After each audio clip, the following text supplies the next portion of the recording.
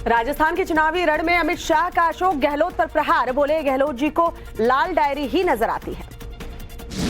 छत्तीसगढ़ के विश्रामपुर में प्रधानमंत्री नरेंद्र मोदी की जनसभा, कहा जहां कांग्रेस की सरकार वहां लूटपाट और भ्रष्टाचार। मध्य प्रदेश के खरगोन में और इंदौर में बीजेपी अध्यक्ष जेपी नड्डा ने जनसभा की। स्नेह यात्रा के तहत जनता से संवाद किया।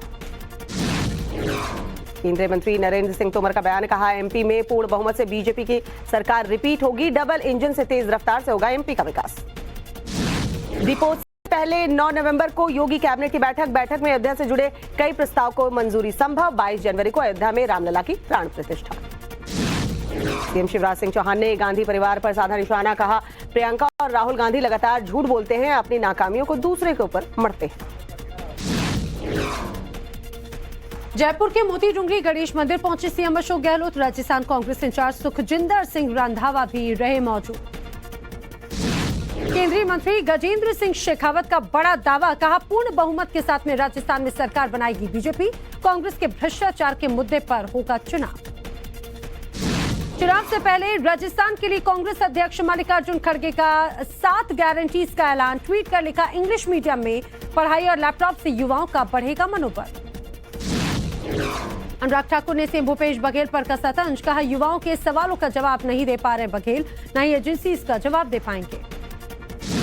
भारत से एक्सक्लूसिव बातचीत में बोले सीएम रमन सिंह, कहा सट्टेबाजी और हवाला के पैसे से चुनाव लड़ने वाले घोटालेबाजों को जनता देगी जवाब। महादेव ऐप को लेकर उद्धव ठाकरे का बयान, कहा सीएम बघेल अगर बीजेपी में जाएं तो ये सट्टेबाजी ऐप हर महादेव ऐप बन जाएगा, सभी केसेस वापस हो जाएंगे। संजय राउत ने कहा अगर बघेल बीजेपी ज्वाइन कर लें तो वो पाक साफ हो जाएंगे। हसन मुशर्रफ और अजीत पवार इस बात के उदाहरण हैं।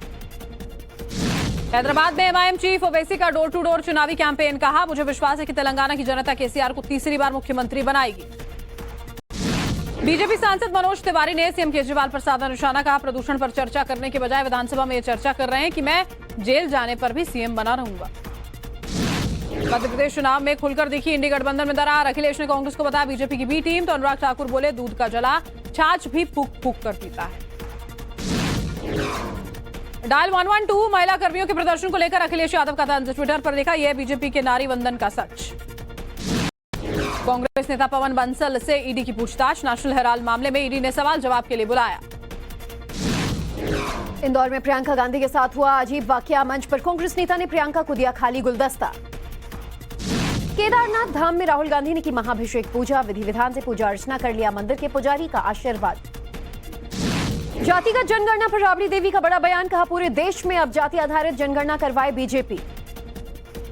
पराली मामले पर सुप्रीम कोर्ट ने पंजाब सरकार को लगाई फटकार, कहा यहां पर कोई एक्सपर्ट है लेकिन समाधान किसी के पास क्यों नहीं है।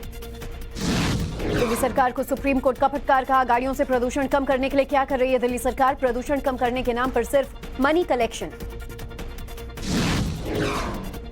पंजाब सरकार को सुप्रीम कोर्ट की फटकार पर अमित मालवीय का तंज, कहा उम्मीद है अब सभी पर आरोप लगाने के बजाय अपनी पंजाब सरकार पर आरोप लगाएंगे केजरीवाल।